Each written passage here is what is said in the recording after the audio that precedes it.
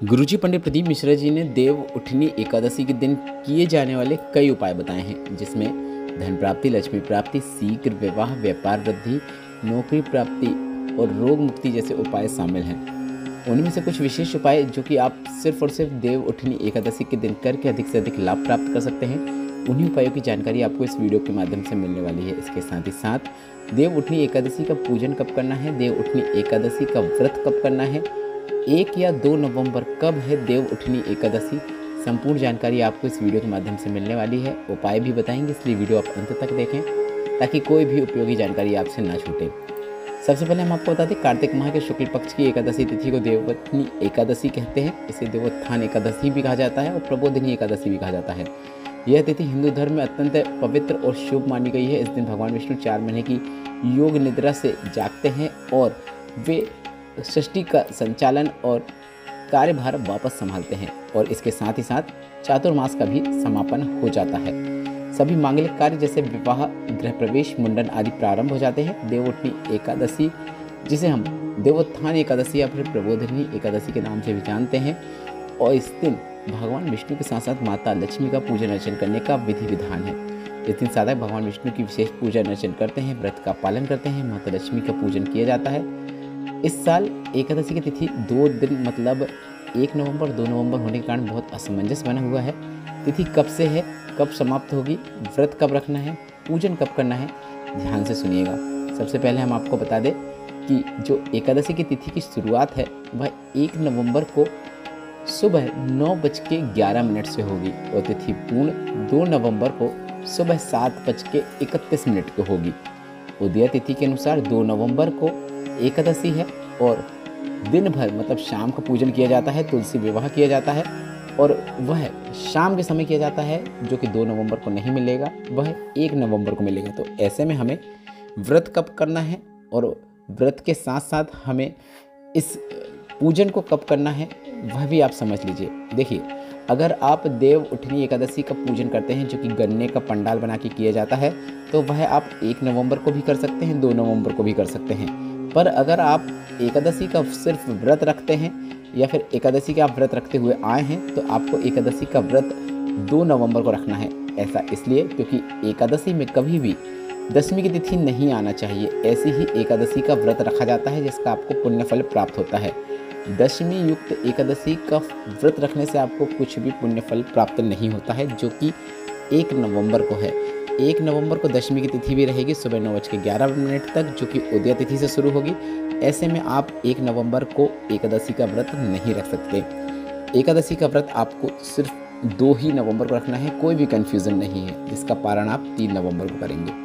अब आप चाहो तो पूजन की बात है तो पूजन आप 2 नवंबर को भी कर सकते हैं। 2 नवंबर को शाम का जो समय रहता है, प्रदोष काल का जो समय रहता है, तब आप पूजन अर्चन कर सकते हैं। और अगर आप 1 नवंबर को पूजन अर्चन करना चाहें, आप व्रत नहीं रखते हैं, तो आप 1 नवंबर को भी शाम के समय प्रदोष काल में पूजन कर सकते हैं, क्योंकि शाम के समय प्रदोष काल में भी एकादशी की तिथि रहेगी और उस समय पूजन करना गलत नहीं है।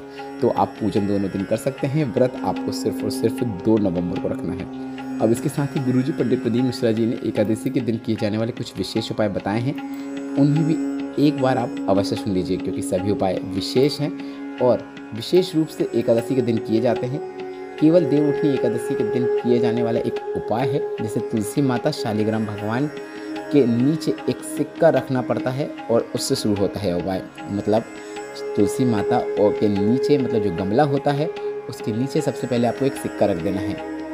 जब आप विराजमान करेंगे उसके पहले रखना है और इसके बाद आप जैसी पूजन अर्चन करते हैं एकादशी की, तुलसी माता की, शालिग्राम भगवान की, वह सब आपको करना है।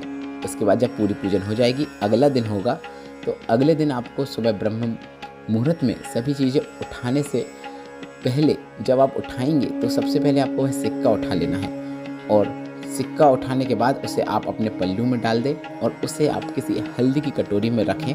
इसके बाद हल्दी की कटोरी मतलब कोई डिब्बी हो सकती है जिसमें हल्दी भरी हुई हो, उसमें आपको वह सिक्का रख देना है। दुकान व्यवसाय में आपको वह डब्बी को रखना है।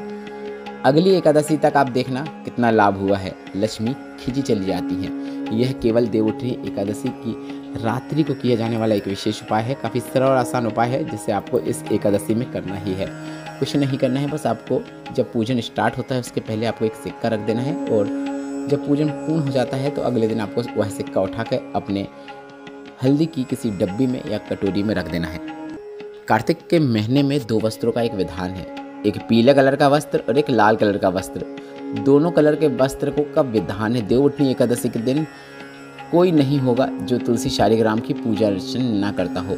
आंवला नवमी से जो क्रम चालू होता है पूर्णिमा तक 5 दिन का क्रम होता है।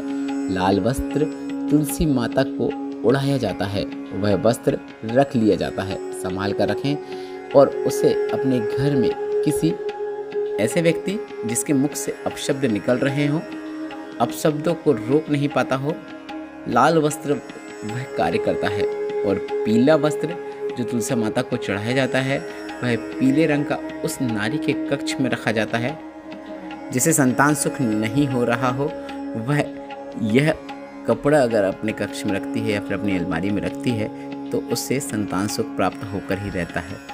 इन 5 दिनों में तुलसी महारानी की सेवा करने का अत्यधिक महत्व है। बढ़ते हैं तीसरे और अंतिम विशेष उपाय की ओर।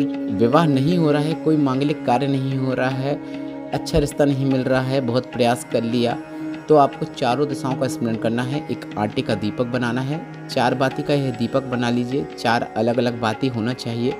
थोड़ा सा पीला चंदन उसमें डाल देना है। पीला चंदन जो डालेंगे वह चावल के साथ डालना है, मतलब चावल जो होना चाहिए वह पीले होना चाहिए। तो आप चावल को पहले ही हल्दी से पीला कर लें, इसके बाद उसे आप उस दीपक में डाल दें। इसके बाद जिस लड़का या लड़की जिसकी शादी नहीं हो रही है, विवाह नहीं हो रहा है, उसे घी भरकर पीला चावल डालने के बाद उसके हाथों में यह दीपक दे देना है। देवउठनी एकादशी के दिन जिस समय तुलसी माता और शालिग्राम भगवान का पूजन अर्चन किया जाता है, गन्ने के नीचे भगवान शिव और नारायण का नाम लेके वह दीपक वहीं पर रखना है और हल्दी वाला जो दीपक है वह प्रज्वलित कर देना है। इसके बाद हल्दी का तिलक उस बालक या बालिका को लगा देना है, उसके हाथ में भी थोड़ी सी हल्दी लगा देना है। 2 से 2.5 महीने लगेंगे, उससे अच्छा रिश्ता प्राप्त होता है, मंगल विवाह होता है और रिश्ता पक्का निश्चित हो जाता है। यह काफ़ी सरल और आसान उपाय है जिसे आपको इस देवउठनी एकादशी के दिन अवश्य करना है। सरल उपाय इसलिए है क्योंकि एक आपको आटे का दीपक तैयार करना है जिसमें आप घी या तेल का उपयोग कर सकते हैं, 4 बाती का उपयोग करना है, पीला चंदन या फिर पीली हल्दी का उपयोग करते हुए चावल को पीला करना है, जो भी आपके पास है उससे कर सकते हैं, और उसे आपको उस दिए में डालना है। उस बालक या बालिका के हाथ में वह दीपक देना है जिसे वह भगवान विष्णु और भगवान महादेव का नाम लेते हुए प्रज्वलित कर दे। तुलसी शालिग्राम के सामने प्रज्वलित करना है, गन्ने जो बनाए रखते हैं उसके नीचे प्रज्वलित करना है। इसके बाद उसके माथे में एक हल्दी का तिलक लगा दे और उसके हाथ में भी हल्दी लगा दे। बस इतना ही करना है। आशा करता हूँ वीडियो में बताई गई जानकारी आपको उपयोगी लगी होगी, तो इस वीडियो को लाइक जरूर करें और चैनल को सब्सक्राइब करना ना भूलें। श्री शिवाय नमस्तुभ्यम। हर हर महादेव।